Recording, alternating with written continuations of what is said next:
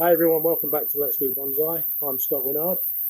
Today we've landed here at Rob Atkinson's bonsai garden. There's some lovely trees around here. Some of them you'll see today and some of them you won't, because hopefully we'll visit Rob a number of times over the coming months and years. And like I said before, every tree that Rob has a story, and it'd be great to hear that story while seeing the tree, rather than, you know, visiting it again and again and again. So today I've been invited up to do a little bit of work with Rob. He's kindly asked me to come up. We've got a little bit of a road trip coming up in the next week or so, but you'll find out more about that coming up shortly. And today we're going to work on a Ligustrum Privet. It's a bit bigger than the ones you've normally seen me working on.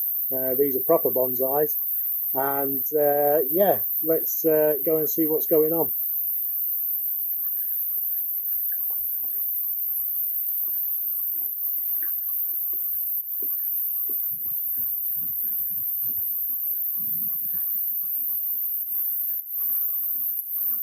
So as you can see, Rob's already here, hard at work. Hi Rob. Hiya. Marvellous. I'm always hard at work. Always. I'm looking forward to today. Yeah. Let's get cracked on. Very good. Right, good morning. Welcome to Akamatsu, or Rob Atkinson's bonsai garden. I've got Scott Winard out today doing a little video. We're going to do this Ligustrum Ovalifolium, or Privet is known. This was collected about 5 years ago. Been in a book for 2 years. It got repotted in December 2020 into this container. It's had a bit of long growth. I've done a little bit of what I call block carving, nothing special, just taking away the long stems, the long stumps. And basically today we're going to put the first initial styling of the tree into place and then allow it to grow and develop over a period of time.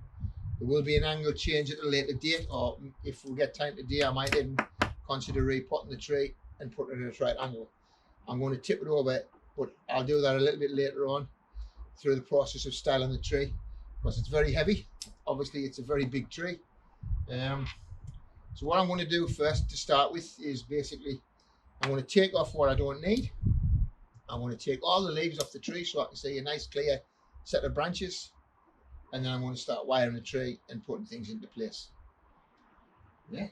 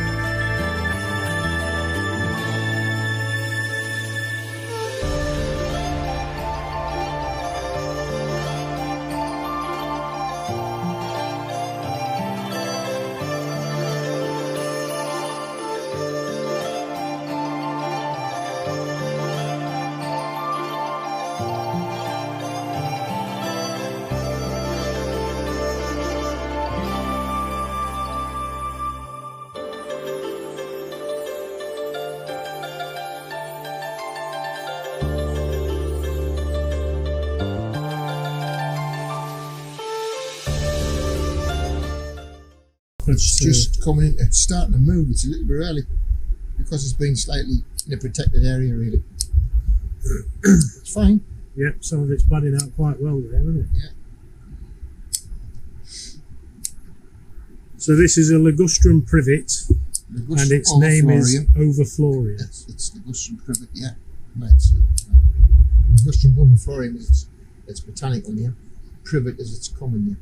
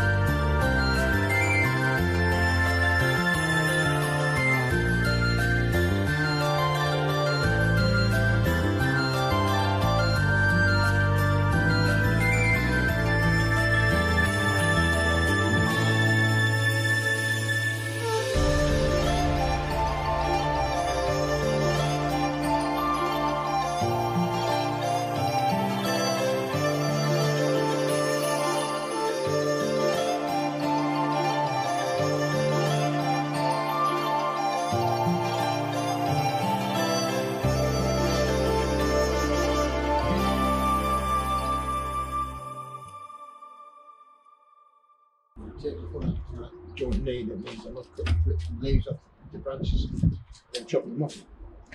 So I'm not wasting Not doing time. it twice, yeah. Do you know what I Well, I mean? do see some people on the internet where they do all the work up the top, Yeah. and then they start coming down to the tree, I always work from the bottom. and then all what they've worked on at the top Yeah. ends up being cut away, and you're like, you just spent how many hours Yeah, wasting time. doing top end branch selection up here, Exactly. knowing that you're going to chop most of them off when you get down, making your branch selection down below.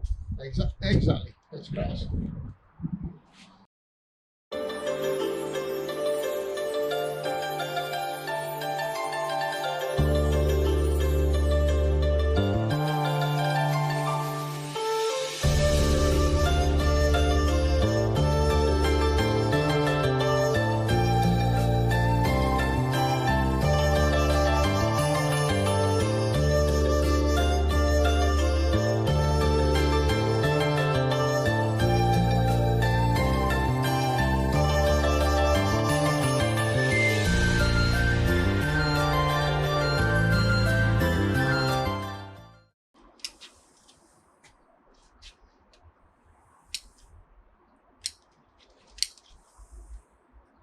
While you're working on that, might do that intro thing there. Yeah, very good. So there might be a little bit of catching trees in the background. If you want to take some of the trees, just like I say, take.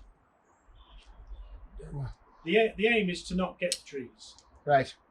So Well, obviously they might be in the background. You just do what you think, then, Scott. That's how you feel. It's no bother.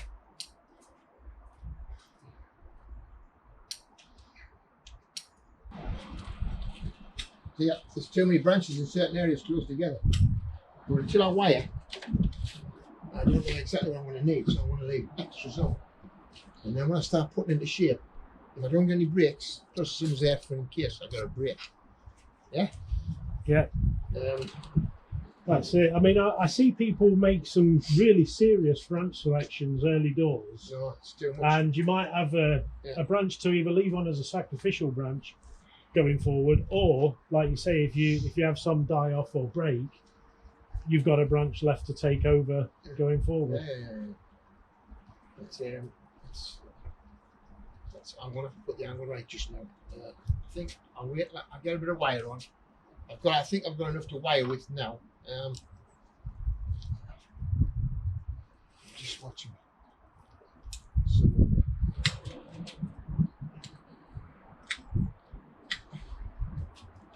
I'm going to name that one where it is. Don't need it as long. Put it that way. Yeah, fruit. Fruiting up, Did you know fruit? blackberries. Yeah. This one flowers every year. Every year since I've had it. Have you had it since it was collected this then, Rob? Yeah. 5 years. Yeah. Well, the guy who collected it, I swapped it with the guy who collected it for a few of the bits and pieces because he had plenty of privets, and I twisted his arm and managed to get this tree off him. And it was in it. It just came in a bucket and it just been collected that year, basically. So it was like, where do we go from here? So I left in the bucket for a year, and then I got into this after the first year. So if that was put in here, 2020, I've had this since 2019. So it's 4 years. Sorry, not 5. So it's about 4 years I've had the tree. And that's a nice big heavy pot for a nice big heavy tree. It's probably the biggest round mica you can buy, I think. So I don't know where the thing is. You can't get mica anymore, but they make amazing training pots for raw material and stuff like that. And then when you get your tree to where you want it, you go in there. But hopefully, when I get this design done today, and I get the angle, I want to repot this into the angle where I want the tree to grow at. When I get to where I want the tree to grow at. Or it might even be another mica that's going into it, but it might be a slightly smaller mica with a bit width less, suit the angle. I'm feeling anything if it doesn't work right. If I get the angle right and I haven't got the right structure underneath, I'll put it back into this pot, but at the right angle, basically. Unless I might have a ceramic it might go into, just won't be its finished pot, but it's a pot to suit this to get the angle right. Yeah.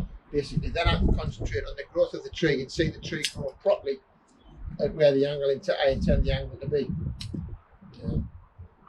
Hopefully, that's the plan. So I'm about ready to start putting some wire on. Oh, these are all little twiglets on the end. They're all what was flowers last year. All them tiny little branchlets on the ends. The dry bits. They're all last year's flower and twig. Some you get a little bit of fruit. You see the fruit? So that'll get, yeah. You don't see fruit on privet very often. But yeah. But you get a very minimalistic white flower on a privet. When you get a lot, it can look nice. Yeah. Right, wire time. Wire time. It's a bit cold out today. We were going to go in the workshop, but we thought the workshop's a bit crowded at the moment. So with things I've got going on. The sun was out a moment ago. It's hiding behind the clouds now. But we're fine. It'll not take, well, I hope it'll not take that long.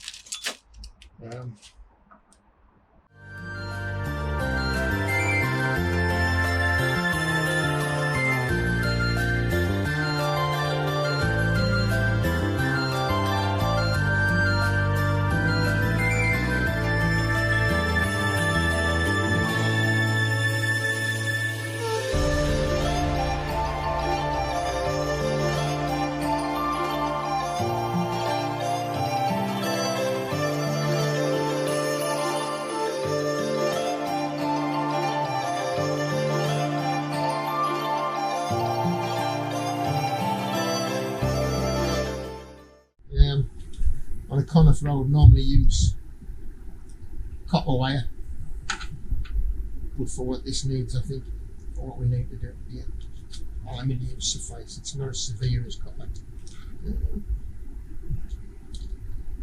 I only want the basic shape in the tree. Fine wire, and it'll come at a later date. Like I say, we're putting the bones into the tree today. Doing a little bit cutting back, and then we're going to allow the tree to grow and get more twig where we need the twig. And I might even not cut some of the length off today. I might leave the length on to help, because it'll help thicken the branches for the future development of the tree. And then I can push back at a later date to where I think the right length of the tree branches should be. Because the longer you leave the branches, the quicker it should fatten, and then get a more thicker branch for the thickness of the size of the tree, basically.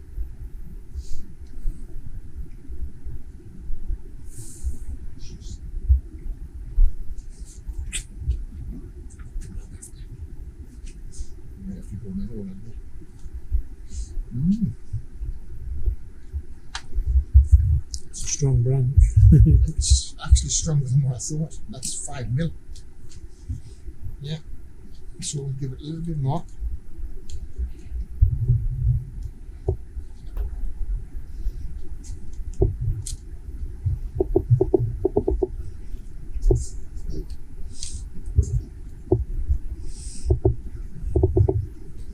See, once I think the wire starts to bite in the summer, it will come off, and then it'll be allowed to grow freely for the rest of the period of the summer. And then it'll be done again in the following year. But in the following year, I'll have a lot more growth, and I'll be able to start cutting back a little bit. I know some of these little inner buds that are on the tree now, they'll be making longer branches, which is all good.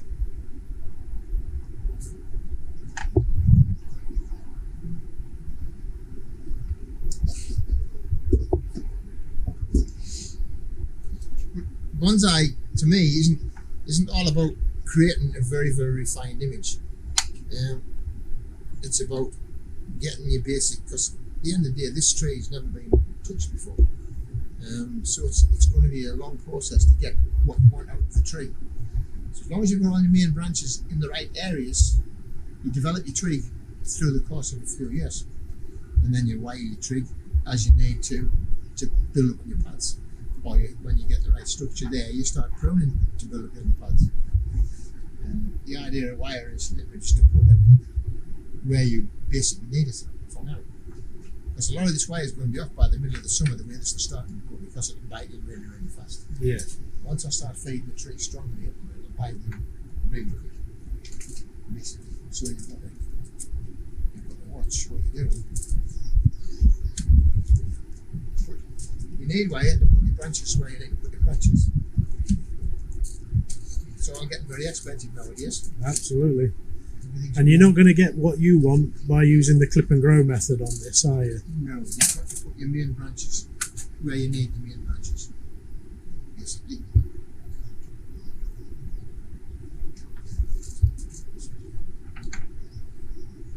And plus, with this being collected, obviously it's styled itself.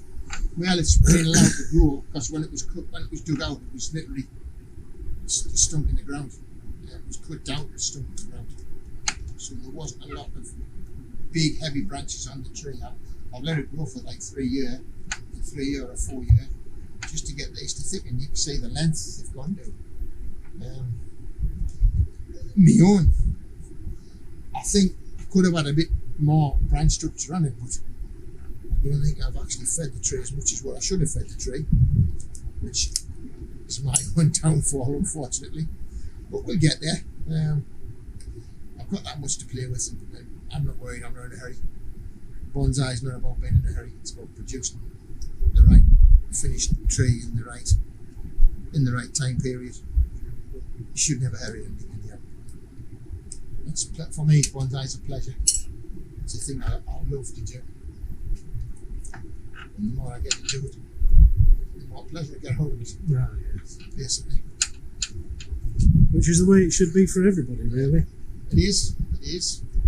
And people have levels. Some people want to go further, some people want to get the highest quality trees they can. I've always wanted to get as best a tree as I can. I've never been able to afford very, very expensive trees, so I've always personally collected trees from the wild. But you get paid with tons of money, you go and buy something nice, which is not really good to anybody, that. I think if I had the right kind of money, I'd be buying the nice tree from Japan or wherever. But I also like our own material. A few years ago, I think a lot of people wouldn't have dreamed privet.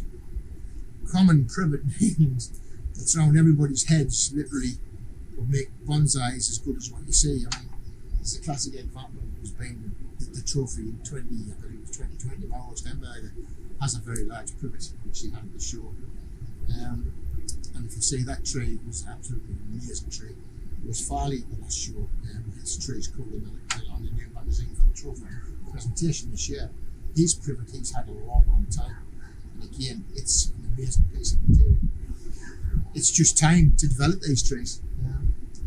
But I think knowing now what I know, with doing a little bit of talking with Mauro and actually supplying Mauro with the privet, their climate, they get far better growth quicker than what we ever gave because of our cold and our wet.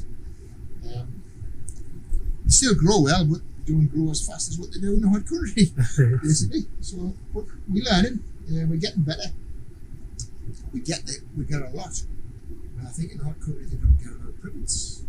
They get amazing Scots pines, little Spanish yews off the mountains and stuff like this, which is another pun for the trophy, if you like. I do know that one of the main demonstrators, Andreas Alvarez, is working on 2 taxes at the show, collected from Spain. I think that's supplied by Daddy Hughes. Pun for the lads there. Yeah, it's good. I'm looking forward to seeing these guys work because this guy has amazing trees.